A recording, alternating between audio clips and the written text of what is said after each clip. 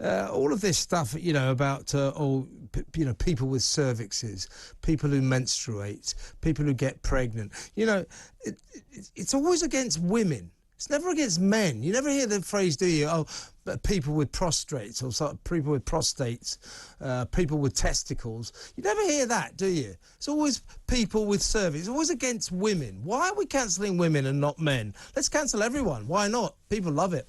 But the most really egregious example of this is in the pipeline. So, we get a census form every 10 years, isn't it? The first year of every decade, 2001, 2011. So I guess the next one will be 2031. Anyway, it is proposed that in this census form, obviously one of the basic questions is, are you male or are you female? MF, which do you tick?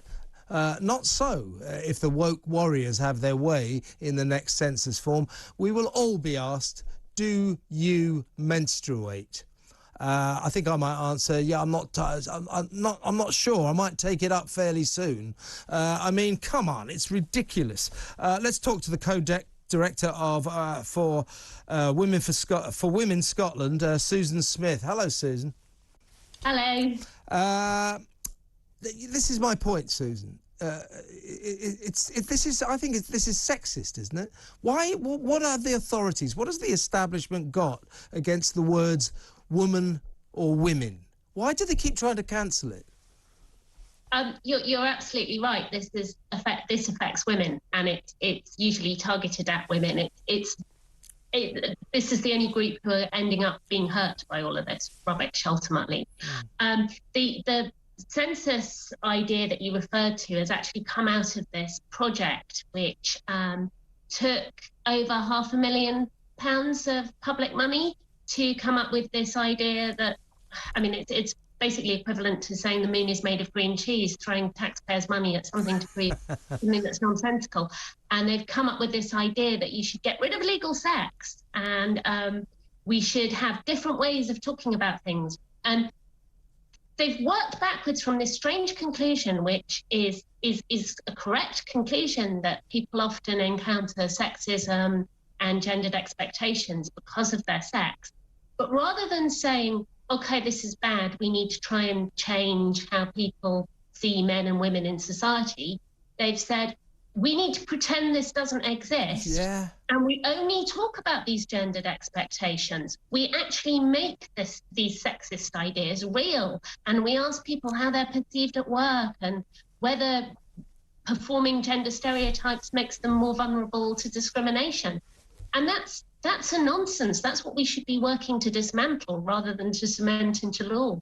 So this proposed change to the census form, which will cut out the what I would have thought was a fundamental basic question, are you a male or are you a female? Instead, we'll be asked, do you menstruate? Well, why not turn it on its head? Why don't we, doesn't the form say, do you have a prostate? It probably will have to.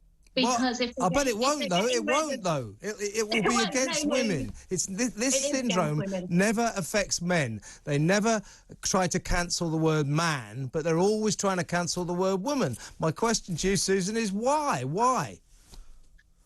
I think because the people who don't want to be women and who identify as being men still remain women and are still sort of treated as lesser. But the people who want to be women have got a lot of influence and heft, and they're the people who are being listened to by a lot of these organisations. They have a lot of power instead, and they are the people who are saying, we want to be women, therefore we don't want this word to be reserved anymore to this old-fashioned group of people who happen to be female.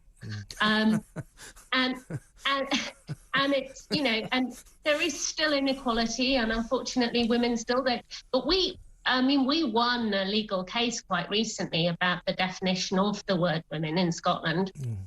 And the Scottish government were trying to change it, and we won a legal case. And I think that people just keep finding different ways into this. They do, you're right. They say, I'll change the word women, and then you manage to put a block on that, so they come back and go, let's just get rid of sex entirely. We won't have any such thing as sex anymore. We'll just use women to refer to people who wear a dress or have long hair. And so they're constantly trying to chip away at all of these things. We had a census this year in Scotland because the Scottish government decided in their infinite wisdom that they were going to defer it for a year. And unlike in England and Wales, where Fair Play for Women won a case that said sex had to refer to biology, our census went ahead on the basis of self-declaration. Our census has been an unmitigated disaster, even though Angus Robertson has claimed it was a success, but it's been extended, the deadline has been extended twice. It's currently sitting at about an 87% return, which is way below the 94% necessary for planning services and far below the 97% that happened in England and Wales.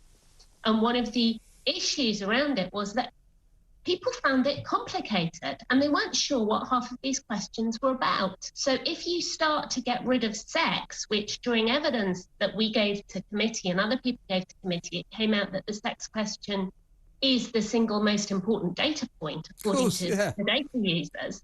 If you get rid of that, I don't think people will fill it in. We've already seen, as I say, in Scotland, people aren't bothering if they think it's a piece of nonsense. Yeah.